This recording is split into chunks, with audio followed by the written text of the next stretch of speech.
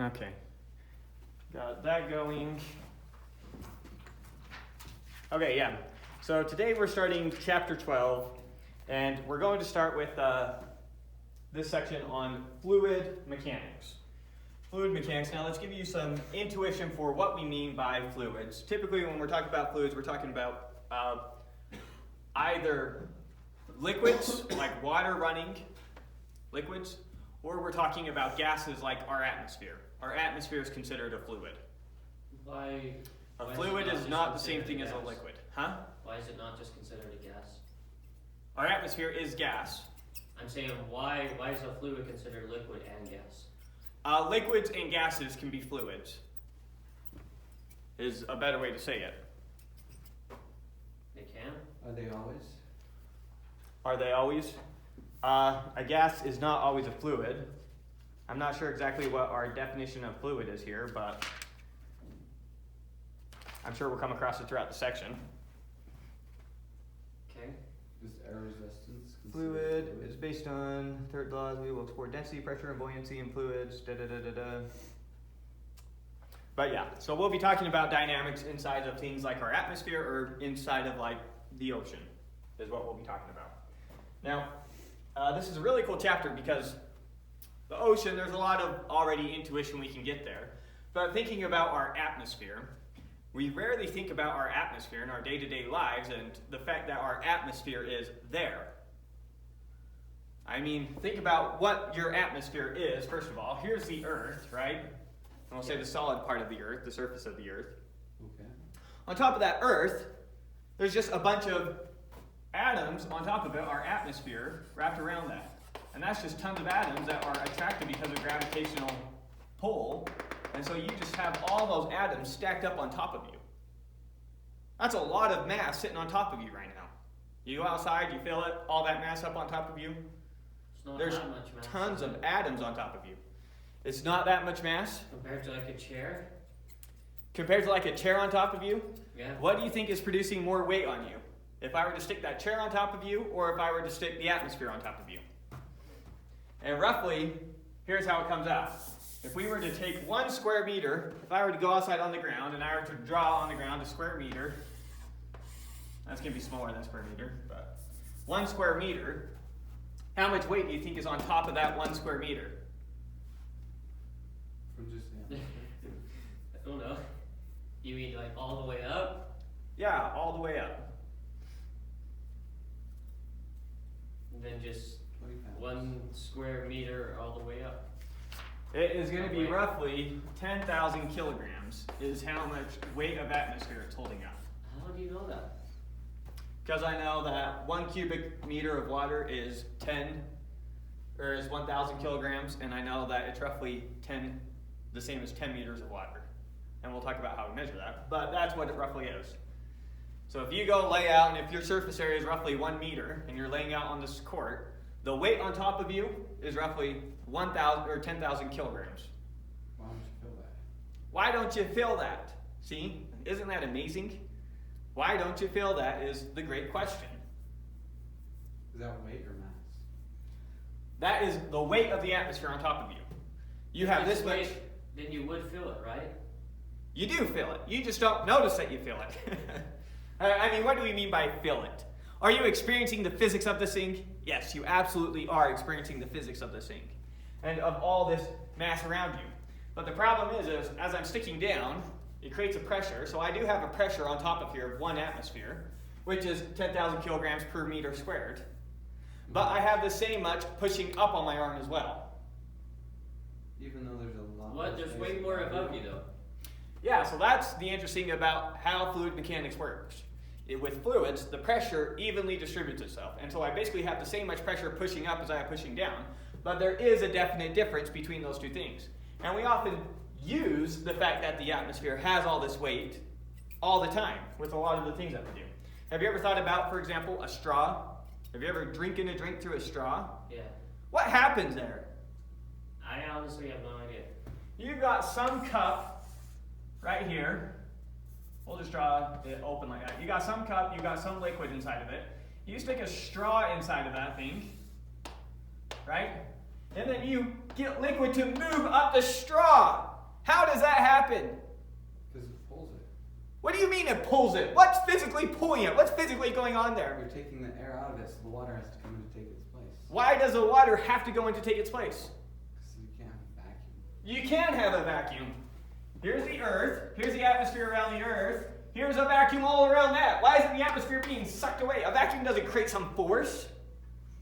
You're used to thinking about a vacuum as magically creating a force because of the atmosphere. That's why you think that. If a vacuum could magically create a force, then the atmosphere would go flying off. Something physical has to happen to make something move. It has to be physical interactions. So just because there's empty air here doesn't magically make that move up. Well, it has to do with something that you're taking air out. Yeah, you take air out, sure, but why does the water then move in? 'Cause it has I mean, I would assume that has to do with pressure somehow. Yeah, it does have to do with pressure somehow. So I'm going to draw the straw a lot thicker. big straw. Thick straw. 4 small cups. And then here's the liquid in the straw, right? Okay. And then here's the atmosphere. Won't be able to do a ton of dots, but there's a bunch of atoms here jiggling around. Right? Yeah. Which is the atmosphere. All that air being pushed down. Stacked up on top of itself. All pushing Same, down. it's pushing And it's down all the also water. inside the straw. It's pushing down on everything. Okay. Right? All that air stacked all the way up throughout the atmosphere is pushing down. It wants to get down further. Yeah. If I were to drill a hole in the ground, the air would go down in the hole. If I dig the hole deeper, it falls even deeper. It wants to go down the same way water wants to go down. You could think about our atmosphere as being just like a really, really, really easy to move through liquid almost. It happens to be compressible, but if we ignore that fact for a second, you can basically think about our atmosphere as a bunch of water that we can breathe in, and it's has way less density. Okay. Right? Similar thing? Sure. Sure? Similar thing? So then, if I attach my mouth to the top of the straw, and then I suck, so I remove the air there. Notice that before I do that, so when the straw is open, so no one's attached to the top, and the straw is just sitting there, and we have the atmosphere in here, right? Mm-hmm. We have the same amount of atmosphere pushing down inside the straw as we have pushing down right here as we have pushing down right here. It's all the same. Yeah. And so it equalizes. But then if I attach my mouth here, and I suck up the air right there, I get rid of the atmosphere inside the top of the straw. Yeah, but how does getting rid of it just inside the straw affect the water? Well, now I have it being pushed down right here, I have it being pushed down right here, I have it not being pushed down right here. What's going to happen if it's being pushed down like that, but not right here? The water is going to rise up right here. If I'm being pushed down over here, and I'm being pushed down over here, the water is going to go up right there. That's how it could escape. This would be the exact same as, imagine I had a cup of water with like a piston around the straw. You with me? And it's completely sealed off except for you have the straw there. If I push the piston down, the water shoots up out. Yeah. You with me? That's what the atmosphere is doing. It's pushing down on all that. And so the water's going to come up out of the straw if it's not being pushed down through the straw. And so now it moves up through the straw. And so when you suck on a straw, you get rid of the pressure inside the straw. And so the atmosphere can now push the water up into the straw. Why would you feel 10 kilograms of weight coming from the straw? Because you don't create a perfect vacuum. So if you were to create a perfect vacuum, you would feel 10,000 kilograms of weight. Here's a better way to say it. Well, we'll get to how you could feel this in a couple different ways here in a second. But Okay. here's one way to think about it now. So what's the longest possible straw that you can make? Well, since 10 meters of water weighs about as much as our whole atmosphere, not sure how high up the atmosphere goes, but however many miles it goes, say something like 100 miles, I don't know what it is. Say to get it all, you have to go up 100 miles. Weigh that much of our atmosphere, it weighs about the same much as 10 meters of water. Okay. You with me? That's a very rough estimate, right? Yeah, it varies, obviously. We're going to have a less atmosphere pressure because we have a high altitude. Yeah. But But roughly that's how we think about it, as 10 meters worth of water is roughly what the atmosphere is. And so what that means is, if I have a straw here now, a really, really long straw, and it's down inside of a drink,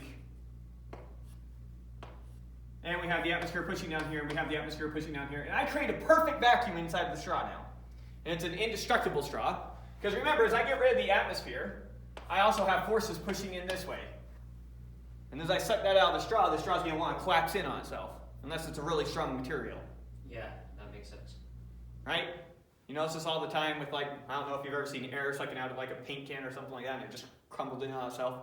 That's the atmosphere pushing in on it. So assume we have an indestructible straw, and that I can suck with the force of a perfect vacuum. Okay. You with me? And I put that straw in some liquid, and I were to suck with a perfect vacuum, I could only get the liquid to come up in the straw 10 meters. And then this up here would be a perfect vacuum. Well, yeah, that makes sense. It makes sense to you that even if I can suck with the strength of a perfect vacuum, I can still only suck up 10 meters? Yeah, because the only force that's going in is what you get out, right? Well, if that appeals to you, that's great.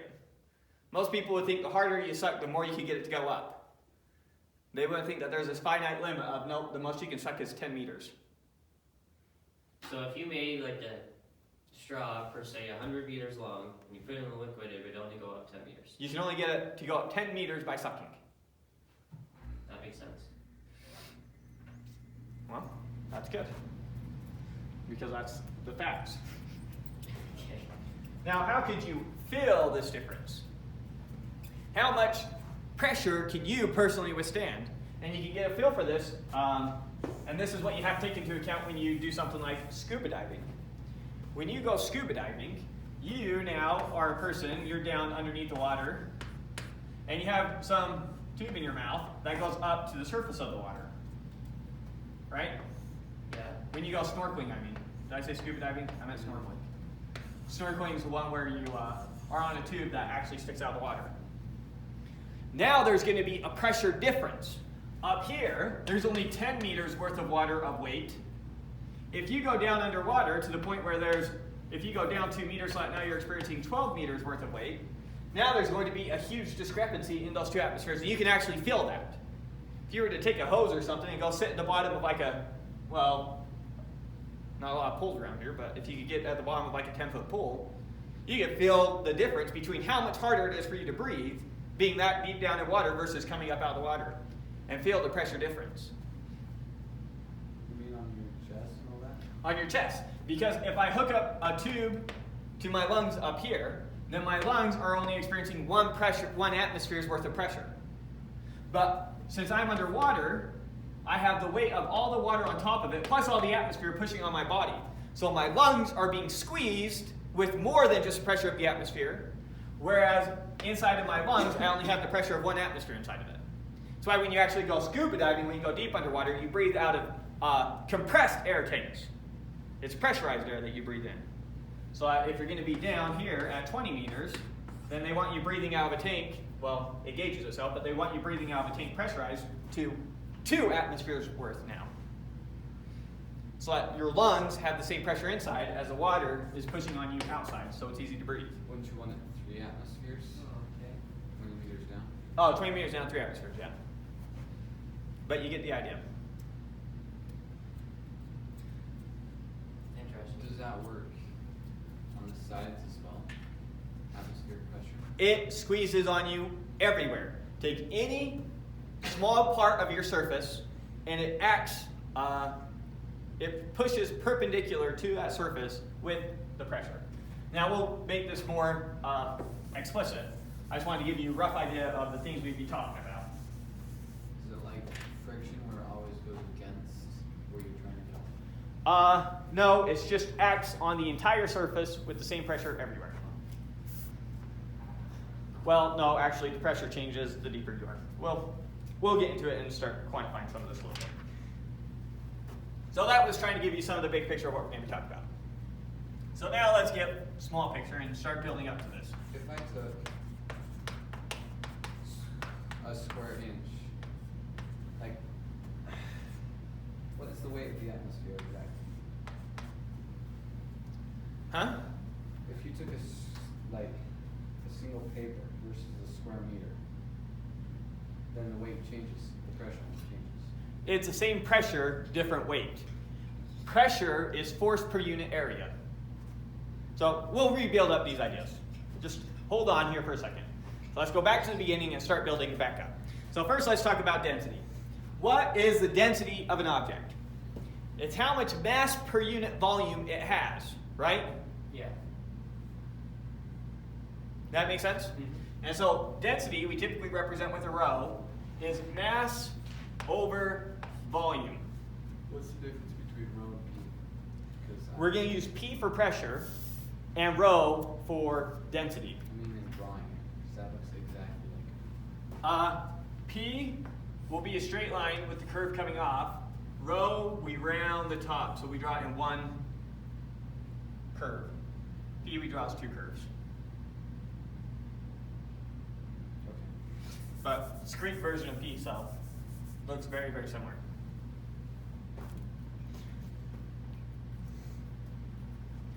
And then to give you a rough idea of some densities, we'll put air up here. Air, our atmosphere. Air is roughly 1.2 kilograms per cubic meter. Water is roughly 1,000 kilograms per cubic meter. And we'll throw another one on here, aluminum. Nah, we'll do concrete. Concrete, that's a more day-to-day object. Concrete has roughly 2,000 kilograms per cubic meter. So concrete's roughly twice as dense as water. Interesting. Why is that? Only twice as dense. It's a different material. Different materials have different Yeah, masses. but isn't it like also made of water? That you use water in concrete, but then you also work the water out of the concrete. I'm not sure how much water's in there when it's all said and done, but it shouldn't be much. Oh yeah, because it dries up. Yeah, so the water's just there to help you get the concrete in the shape you want before it dries. And how can you move through water? Huh? You can't at all through concrete. If the density is just twice as much. Then what?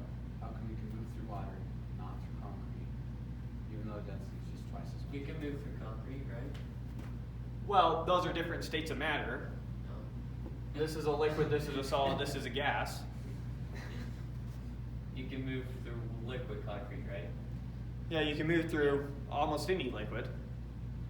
If I go take gas from a gas tank, you can move through that. Also, liquid mercury, which is going to be much denser than concrete, Yeah. you can also move through that. Not sure how hard it would be. But so that's with it being a liquid versus it being a solid. That's its density makes it easier or harder to move through, but you can't move through a solid without breaking it. Okay. And so I guess we'll follow the examples this time as they do it. And we'll move on rather than moving on to material. So let's do our first example. Our first example is find the mass and weight of the air at 20 degrees Celsius. So air expands a lot as you change the temperature. It both expands and contracts a lot with temperature. For example, if you blow up a balloon and you go stick it in a freezer, wait a couple hours, go grab it, it's going to be much smaller. Whereas that's not the case with water. Water doesn't really change much. Doesn't it get way bigger when it freezes? When it freezes, but as long as it's still water, as long as it's still liquid, you can't compress it and you can't stretch it. You can't really compress or stretch water. You can do that with air.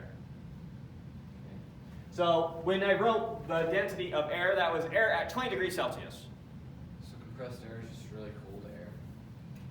No, not necessarily. We'll get into thermodynamics more, which we'll do a ton of getting into gases and how temperatures and pressures affect gas. So we'll have a lot to say about that. Just know for now that the density of air changes a lot with temperature. So the density I gave you was air at 20 degrees Celsius. So our example problem is find the mass and weight of the air at 20 degrees Celsius, which our table gave us the density of air at 20 degrees Celsius. So I know rho is equal to 1.2. Is 20 degrees Celsius average, like room temperature? I'm not sure why they chose 20. What's room temperature in Celsius?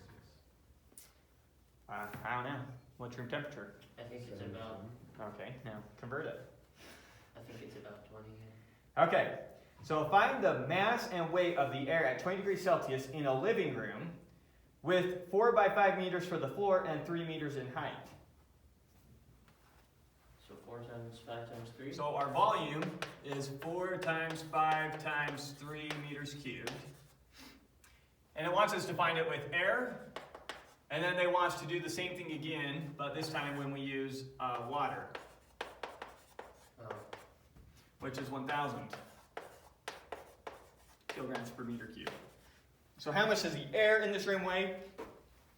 Assuming this room has these dimensions. And then how much would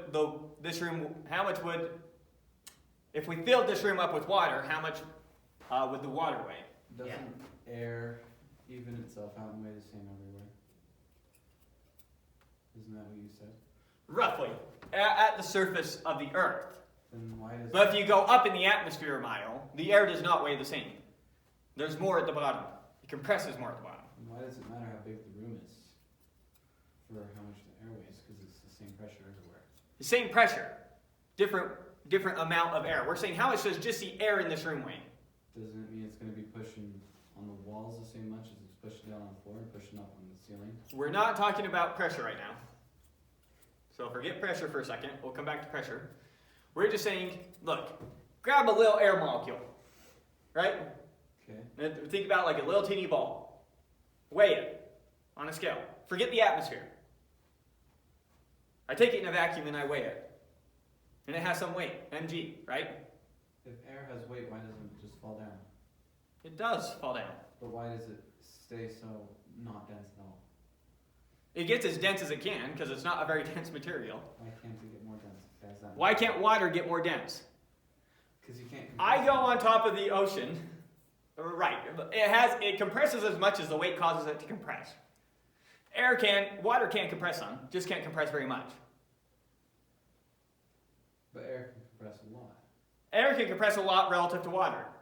relative to water. Yeah.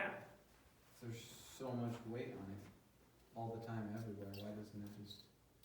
That's why the air here is there's a lot more air per unit volume in this room than there is 10 miles up. If air has weight, why doesn't it push down on your arm more than it pushes up? We'll see that.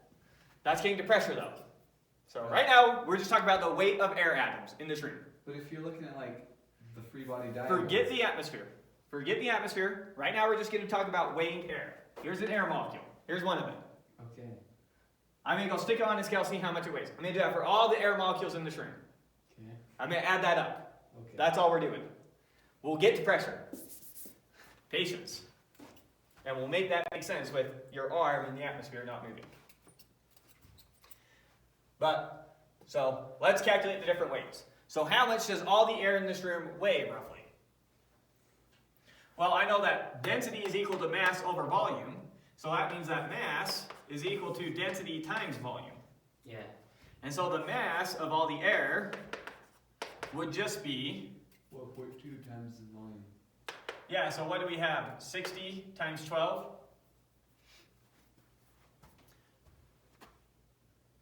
Well, let's grab our calculator because, oh no, that was just 1.2. It's just 7. Yeah, that one's not as bad. But 72. we'll use it with water. So 60 times 1.2 is just 72 kilograms for air, right? Mm-hmm. Now, what would the mass of the water be if we filled this room up with water? And in that case, that would be 60,000 kilograms. That's a lot of weight. Yeah, it's a lot of weight. Weighs a lot more. And how come when you're sitting on the bottom, you don't just die?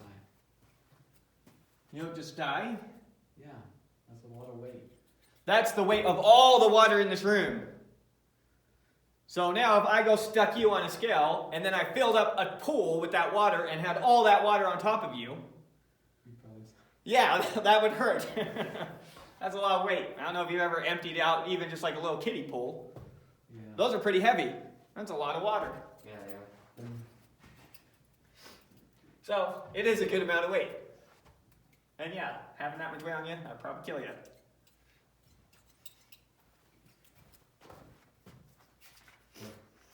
Not the pressure yet. Just wait.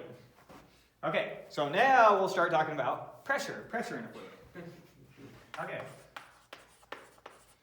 Pressure. And we've already talked about how we measure pressure.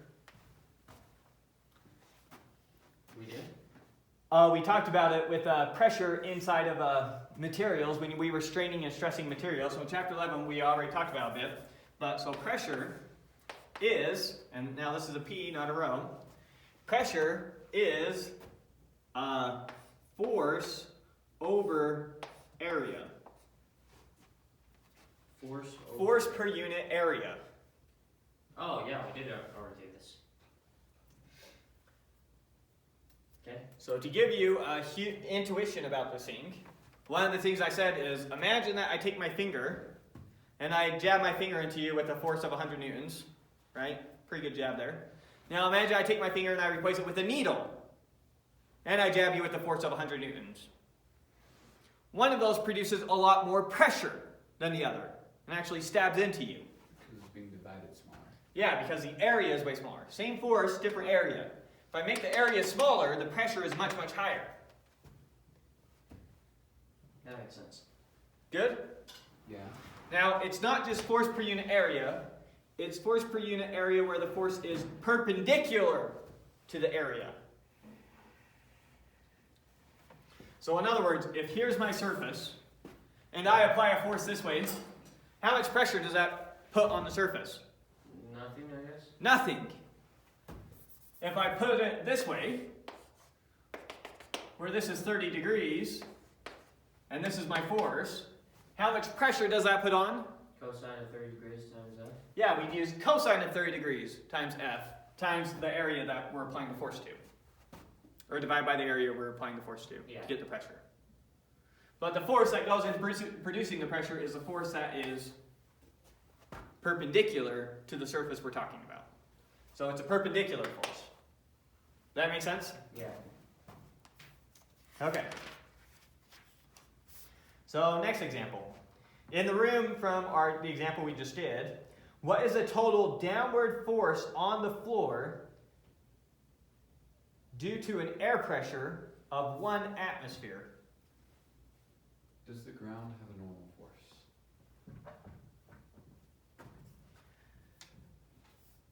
Let me read that one more time. Does the ground have a normal force? Yeah. A force on the ground, I don't know what you mean by normal. Perpendicular? Like I don't understand the question. weight. Huh? Stopping weight. Stopping weight. Yeah. 'Cause If I put a weight on the floor, that's putting pressure on the floor, Yeah. right? Yeah. What's stopping the ground from going down? Whatever's holding it up. Which is the ground. Which is the ground, yeah. I feel like I'm missing your question. I don't know. His question is, does the ground have a normal force, just like a chair could have a normal force? Yes, for every action, there's an equal and opposite reaction. I'm standing on the ground. I'm pushing on the ground's pushing up on me. And the ground's being pushed on by the ground. Up. Well, if you want to think about it that way, I jump and I land on the earth, I just cause the earth to accelerate. The earth just moved to absorb that. I created an acceleration in the earth. That happened. And we can measure it and see how absurdly small it is, and we'll do that in the next chapter. But yes, We're actually I gonna move the measure- earth every time I jump. What? No, you don't. Yeah, I do. It does not move in space at all. Yes, it does. Just on an absurdly small scale. It might be the width of half a proton. Okay. But if you got enough people jumping. Well, you gotta get them to all jump in the same place. Because if I have, here's the earth, and I've got everyone all around the earth jump at the same time, then they all jump out and jump down at the same creating an equalized force, and it actually doesn't move then. So if you got everyone on the Earth to go to America, per se, and jump at the same time, Yeah. then It it would would go like move the Earth 3 like photons. drastically down. Yeah, when you jumped up, it would move, and when you landed, yes, it would move. No, it wouldn't be drastic. Because the mass of all the human beings on Earth compared to the mass of the Earth is so stupid small, it's not even worth considering. Yeah, but Even though it's 7 billion people. Even though it's 7 billion people. take whatever you do from one. When you're taking a number like 10 to the minus 24, and you increase that by 7 billion, you're still with 10 to the minus 17, which is still smaller than an atom, if we're talking about meters. It wouldn't even move in an atom. Well, I don't know for that specific case, but the point is, no. You could throw Everest off the Earth, and it wouldn't make much of a noticeable difference. I don't know about that. Are you sure? We might be pushing it with Everest, but and we'd have to come up with a definition for when does it become noticeable. As soon as you can physically perceive it. Well, we can physically measure lots of things I mean, like with the naked eye, with the naked eye. or just feel it in the ground. Yeah, could you tell if I did it? Would you be able to notice? I don't know. Anyways, back to this example. Can you treat the Earth as a rigid body? I guess probably can. Treat it as a rigid body? Yeah, Yeah, like depending on what you're doing. If you jumped on it, wouldn't it be like slowed a whole bunch with all the magma and all that? You could view it as a rigid body, but then if you were to do something like do a simulation for like an asteroid hitting the Earth, now you're going to have to treat it more like a liquid. Elastic, not elastic. What's the unelastic? Oh, for just a equation like that? Oh, yes, you would view it as elastic. It's going to stick to the Earth. Or inelastic, I mean. Inelastic. Completely inelastic. Yeah. They're going to stick together for the most part. Okay. Yes.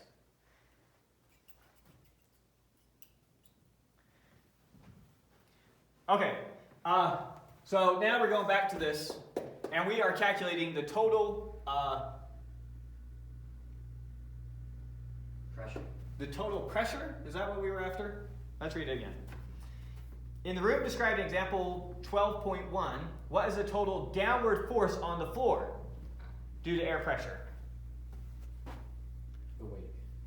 The total downward force on the floor due to air pressure.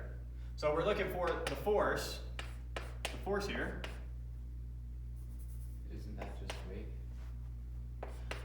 No, due to all the air pressure now. So due to the fact that we're in one atmosphere. So ignore the fact that this room has however much air in it has.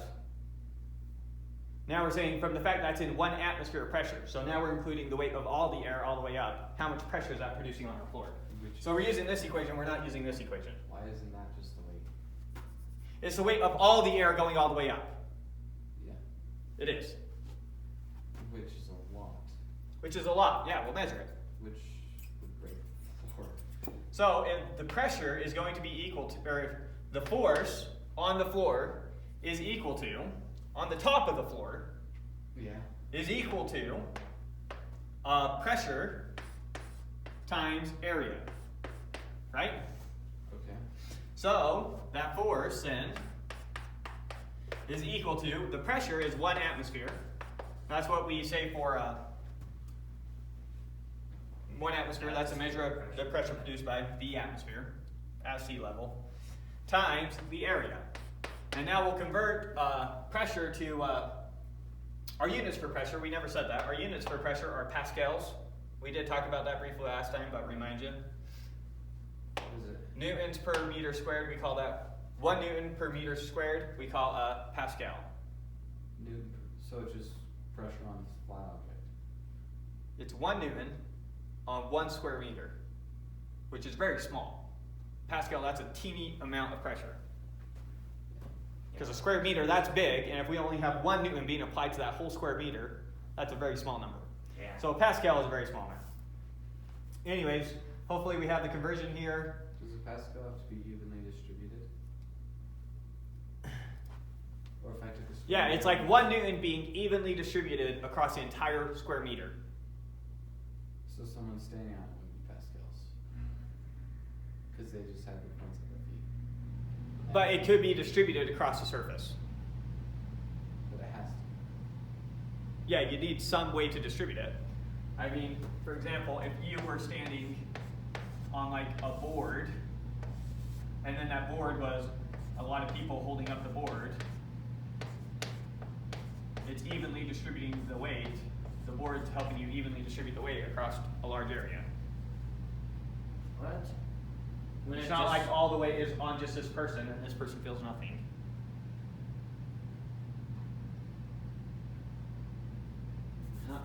How does that work though? Like, wouldn't it just be the pressure they feel where your foot is Wouldn't it be the when it most on the touches center of gravity? that When area I stand on this table, where does the floor feel the pressure? on its legs? On its legs. So what I put here got communicated across the surface. But when you push down on this, then it bends inwards. Oh, yes. But I'm saying there's a way to distribute that. All I'm saying is there is a way to distribute it. So it is distributed on the table. I push on the table just right here, and so I can feel the table bend in right here.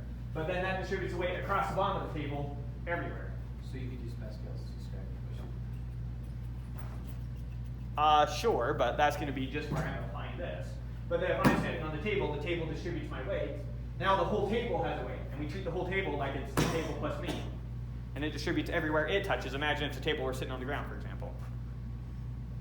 Okay. Interesting. Anyways. So one atmosphere in pascals. I'm not sure what it is. 1.013. We're probably going to be using this a lot, so let me write up here. 1 atmosphere is equal to 1.013 times 10 to 5 pascals. So it's basically like 10,000 pascals. Yeah, it's basically 10,000 pascals. So 1 atmosphere times our area is going to be equal to, our area is 20. So we're going to basically have, How do you know that our area is 20? it's the same example from up here. Our floor was 4 by 5 and the height of our row Oh, was 3. so it's the same situation. Same situation. Gotcha. So it's going to be, the force is going to be roughly 20,000, Pascals. yes, 20,000 newtons is the total force. But it's, yeah. Oh, because you converted your atmospheric pressure to pascals. Gotcha. Why Correct. is it 20,000? Newtons, No, should it be 200,000 newtons? 200,000. Because you have 10,000 times 20. Oh, thank you. Yes, 200,000 newtons. What about the 1.3? Yeah, I ignored it. Gee, that's a lot of force. So, What is counteracting that force?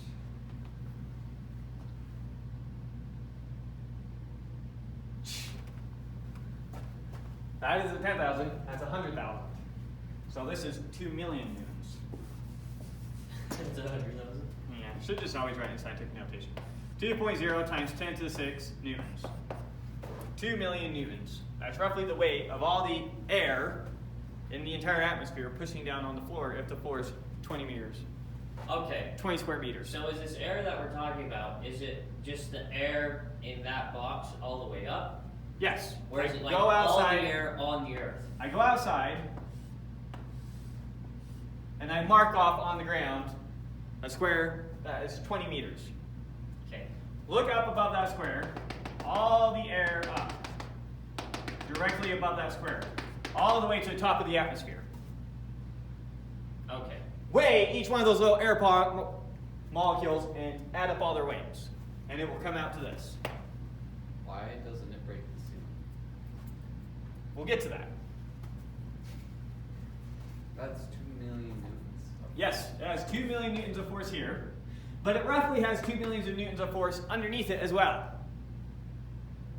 And those pretty much cancel out. How does the Why doesn't earth that push? distort it or something?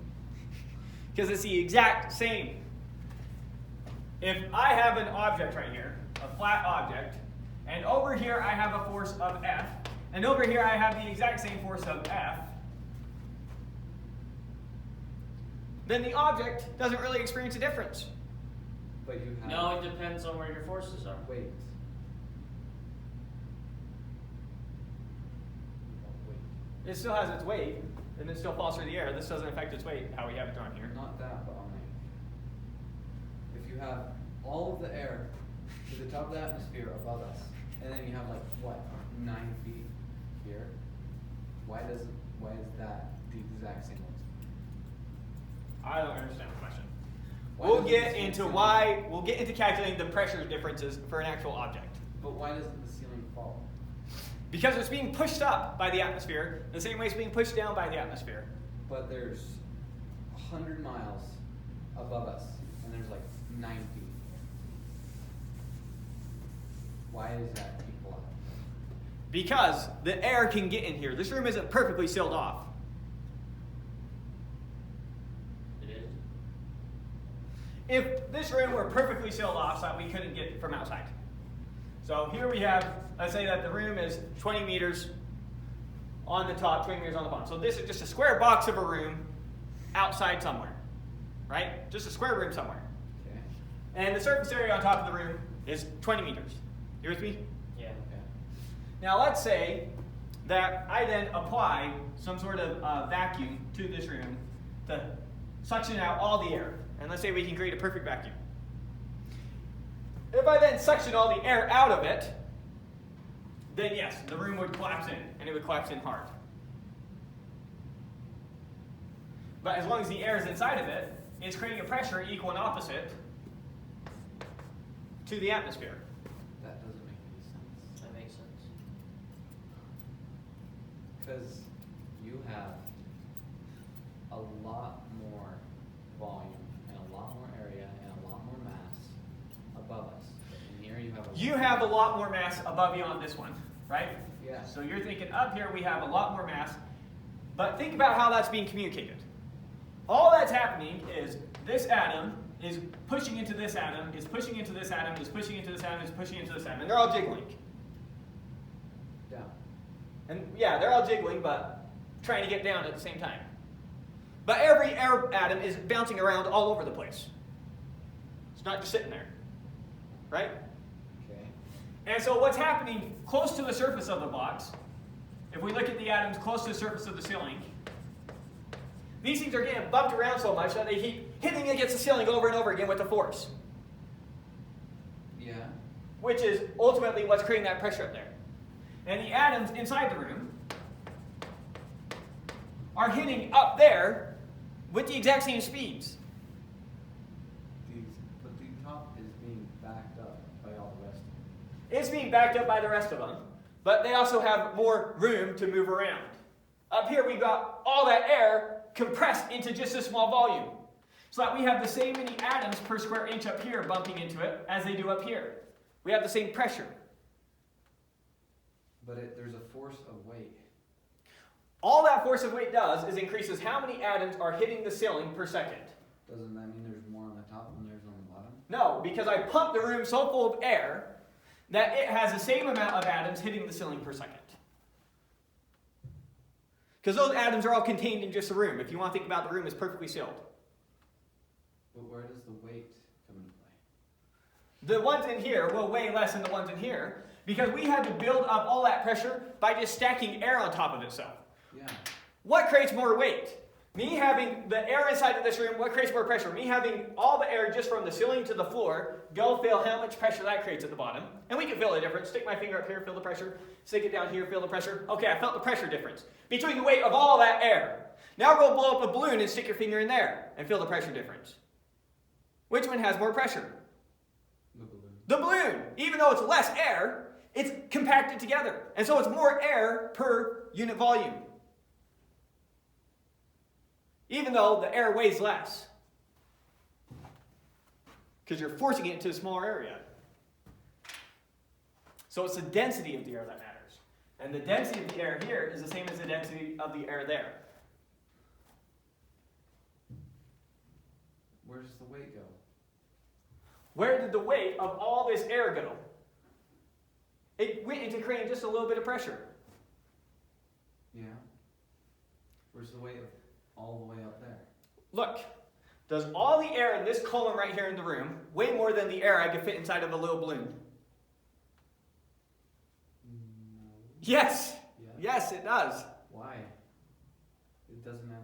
It's more air. Yeah. It's less compressed. It has more space to move around in. It has way more space to move around in. But it still has more weight. So I might only have half the air in this little balloon, but I also have it in 1/1000th the volume. Where over here, I have twice as much air, but I have it in 1,000 times more volume. So it's way less density. Are you missing anybody? Nope. Okay, thank you. So it's the density that produces the pressure. Density Kind of. produces pressure. No, but it's one way to think about it with the air that we're talking about here. Can you draw a free body diagram of someone just holding their hand out like this? Yes, we will do that exact thing. Just hold on. Actually, no, we'll do it right now. Okay, let's think about it. And we'll think about of any random fluid. Water, air, doesn't matter, Okay. any fluid. And we'll say that we've got we'll cut some piece of that fluid out and we'll look at just that fluid.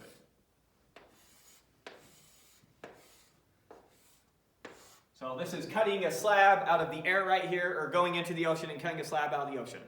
And we're going to do an analysis on just this square piece of material and do a free body diagram for it. We'll say that it has area A. Okay. And I made this really big, but we're going to pretend that this gets arbitrarily small. This is going to be our dy. So on top of it, we have a force pushing down on top of this little infinitesimal slice of our fluid Yeah. with a force, which is going to be the pressure times the area. Well, we'll think about our coordinate system this way. Here's x, here's y. And so I'll actually start at the bottom. So the bottom here, we're pushing up on this with a pressure times A. PA is a force pushing up on the sink. Isn't gravity fighting against that? Sure, we'll take that into account, drawing a free body diagram. But we have pressure pushing up on it times its area. Mm-hmm. We have this right here we're going to call dy. And then so up here we have pressure plus our change in pressure, whatever it is, times the area pushing down on it. What do you mean you're changing pressure? And then dw down for the infinitesimal weight of that thing. What do I mean by what? Change in pressure. The pressure is not necessarily the same from one height to the next. Should change a little bit, right? Very little. Very little. Yeah, this is going to be an infinitesimal. We're setting up to do an integral here. Okay. Well, it might not have to come out an integral. Let's see where the equation is that we're even deriving. I'm not sure what we're setting up to calculate here. Well, so free body diagram, I guess. Think about forces in the x direction for a second. In the x direction, we could have a pressure pushing on it this way, but we'd also have a pressure pushing on it this way. And any pressure pushing on it that way is going to cancel out with any pressure pushing on it that way. So we really only expect anything to change in the y direction here, Yeah. not in the x direction. Does that make sense? Mm-hmm. So we can ignore in the x direction, it's all just going to be a bunch of zeros. In the y direction, if we cut some slab out of a fluid, it's also not moving, right? Got this infinitesimal piece of air right here. It's not moving at this instant, Okay. right? So in the y direction, the net forces also have to be zero. So if all the forces are zero, what's the point? Well, that's going to give us information. We'll just see. So what are all our forces in our y direction? Well, we'll call this way up, so we'll call this way down. So we know that PA minus, Your weight, your dw. yeah, we'll minus this one first, P plus dP times A minus dW is equal to 0. Or in other words, PA is equal to P plus dP times A plus dW. Right? Mm-hmm. So, let's see the equation we are setting up here.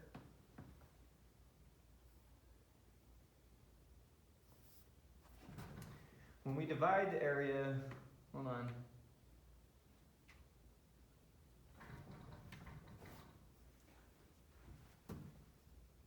Oh, replace the weight of that thing. Okay, so what is the weight of this thing going to be? If it has a density rho, then it's going to be rho times its volume. Is going to be the weight of this. Mm-hmm. Yeah, the mass. So the weight of this thing, yeah, the mass, times g, mg. So I'm saying, what does dw equal? dw, if we know the density of this thing is rho, right? Yeah. Is going to be rho times the volume times g. Okay. Good so far? Yeah. Mm-hmm. Okay, so that's going to be the same thing as rho times the area times dy times g. Mm-hmm. Okay. Follow that? Mm-hmm. So coming back to this equation, we have P times A is equal to, we'll distribute this out, P times A plus A, this is a Yeah, dp, you meant dp. plus dP times A plus dW, we're going to substitute out as rho times A times G times dy, right? Okay.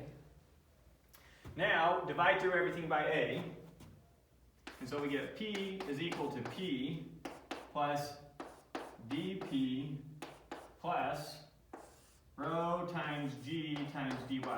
I did all that right? I think so. Subtract P from both sides, and so we get 0 is equal to our change in pressure plus rho times G times dy. Good? So far? Move my dP to the other side.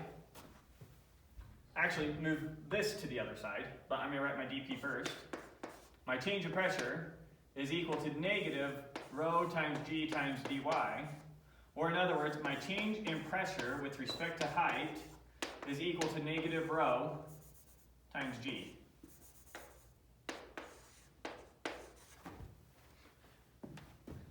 So let's absorb that for a second. What does that mean? That means as my height goes higher, my pressure gets smaller in the fluid, which makes intuitive sense. Where's the pressure greatest? At the bottom of the ocean or at the top? Yeah, at the bottom. At the bottom. So the higher up we get, the bigger our y is. Remember, our coordinate system is set up like this. So it's like our coordinate system is set up at the bottom of the fluid. Yeah. So as our y goes up, our pressure goes down. So our change in pressure with respect to our y is negative, and it depends on the density of the fluid. The denser it is, the more our pressure changes as we change heights. And g, the more gravity there is, the more our pressure changes as we change height. Okay. Make sense? Yeah. Do you ever need to worry about gravity changing dramatically? Not for something like if we're just talking about sitting still on the surface of the earth, but maybe I want to talk about a fluid now going up an elevator, something like that. Some upward acceleration changes the apparent gravity.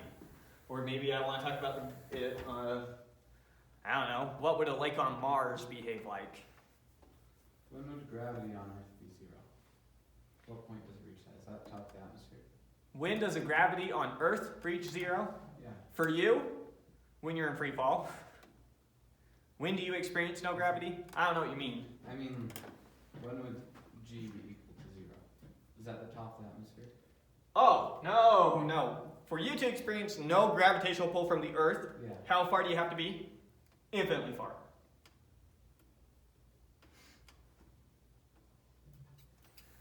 According to Newton's equations. But it's really not the case, right? No, you just have to be far away that a photon couldn't reach you from the Earth. Then the Earth can't pull you. Because gravitational waves travel at the speed of light. Photon from the Earth. But for Newtonian mechanics, infinitely far. Every object experiences gravitational pull from every other object in the universe always. According to Newtonian mechanics. So Which we is not a bad experience approximation. Everything in the universe pulling on us. Yes. But the force of gravity dies off at r squared. That will be the next chapter. Chapter 13, we'll talk about that. Okay.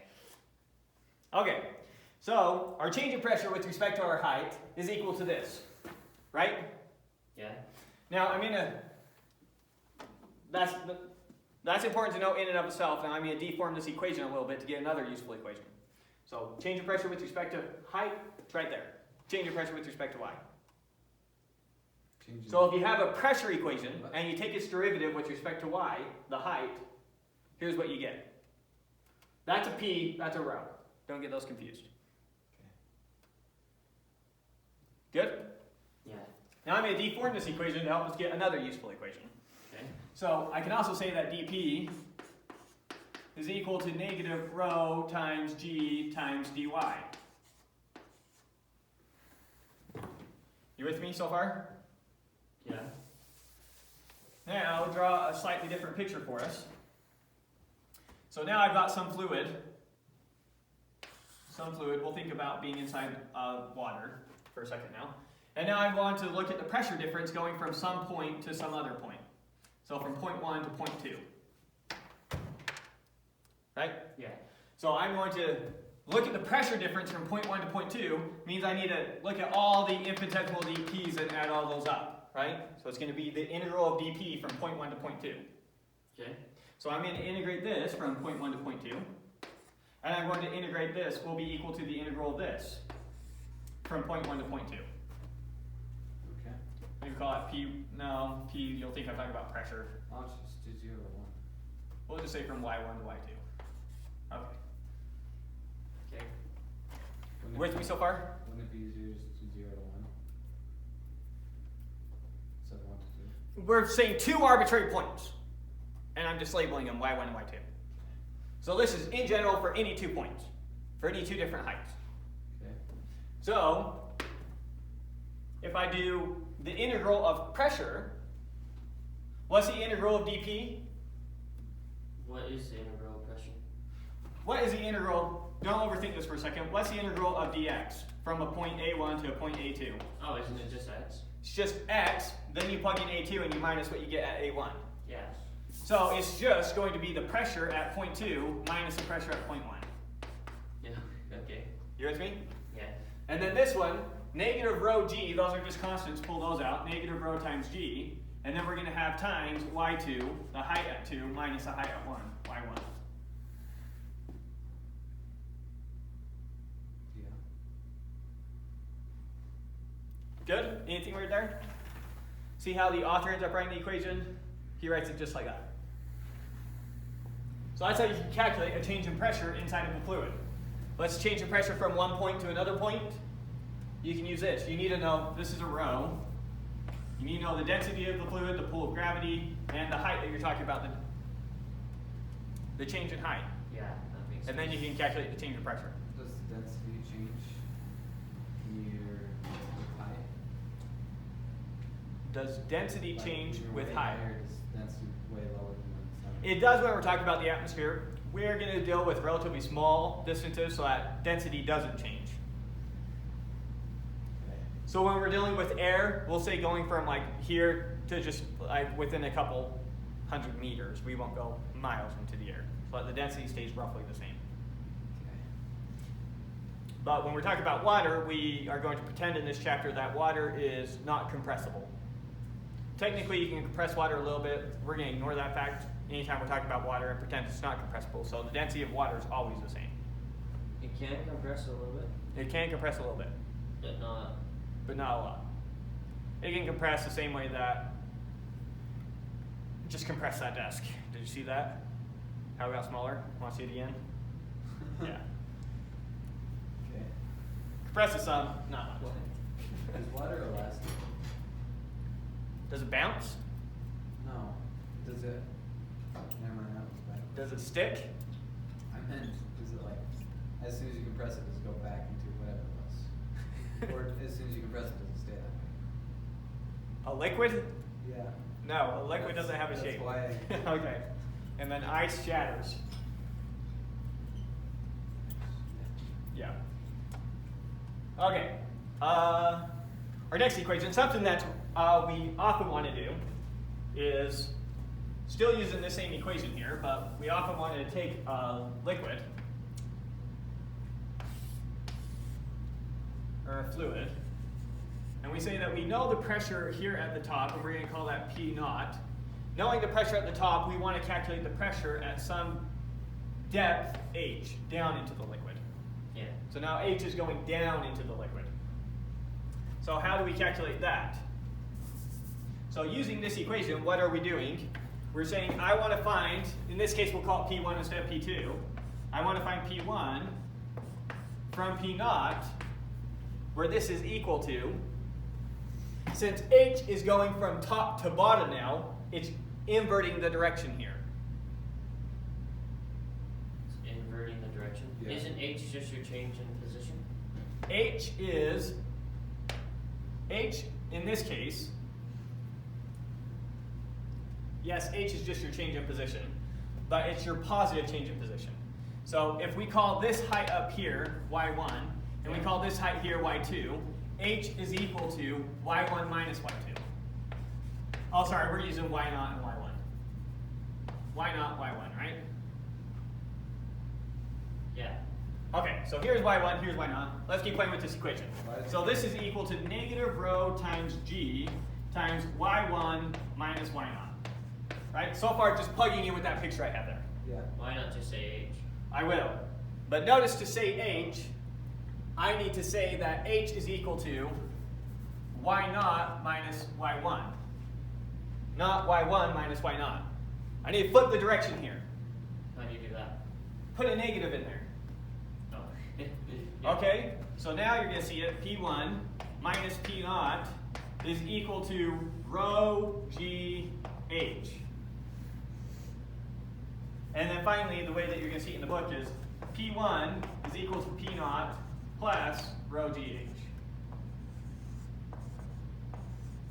And here's the way we typically like to think about it. We like to think about h, we like to think about going down in the liquid instead of your change going up in the liquid. That makes sense, yeah. But whichever one's easier for you to think about, perfectly fine. There's no right or wrong way to think about it. So whatever we plug in for h is going to be a negative. No, it will be a positive number. If you want h to be a positive number, you just need to remember that what is h?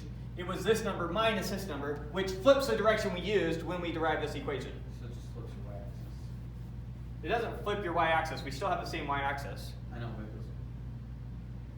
goes. If we want h to be positive, we need to do it as your start point minus your end point instead of your end point minus your start point. Okay. That's the only difference. Yeah. Doesn't really change anything. So we have those two equations. So I'm sure we'll be doing a little bit with them. So we'll write those to the side. So we just really came up with the equation P2 minus P1 is equal to minus rho times G times Y2 minus Y1.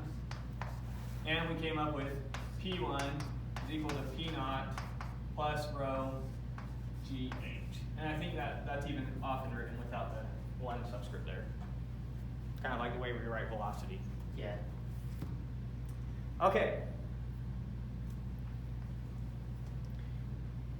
Now Pascal's law of fluid is this. Pressure applied to an enclosed fluid is transmitted undiminished to every portion of the fluid and the walls of the containing vessel. What is it saying? Let's read that one more time.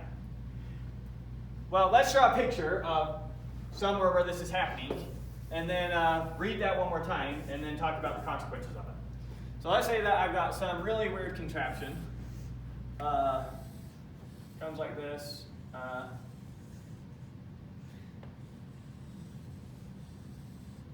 I can't really draw something swirling, so I'll just pick something else random.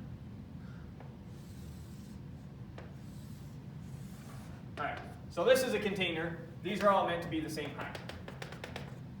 With me? Okay.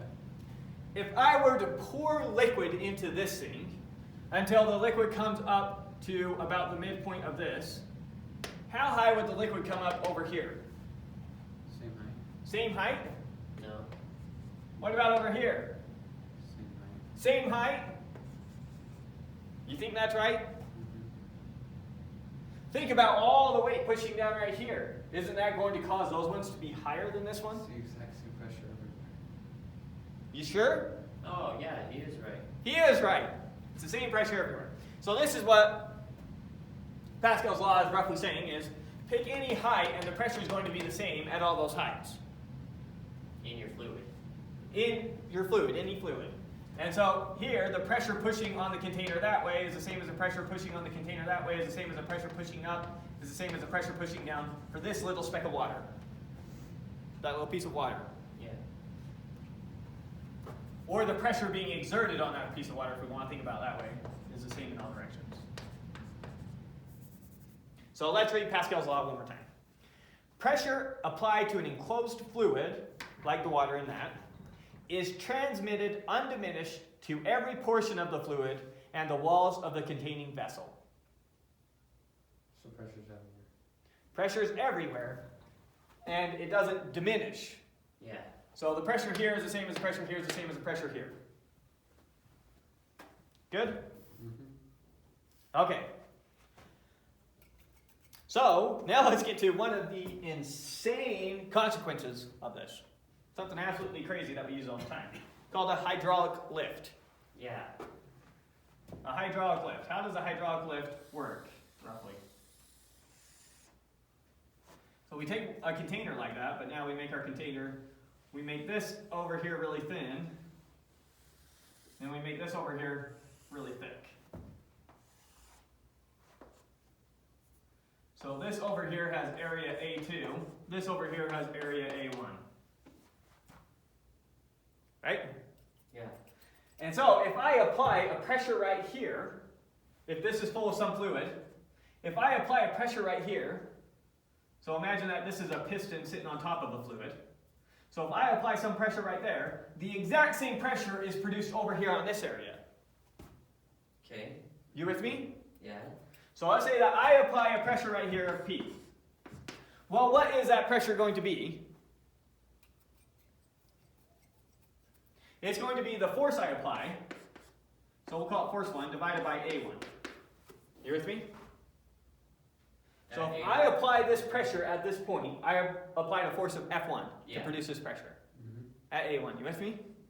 Why say F1 though? Isn't it just... Well, you'll see, because over here at A2, it's the same pressure, Yeah. and so it has a pressure F2 over A2. I'm saying... What is F2? F1.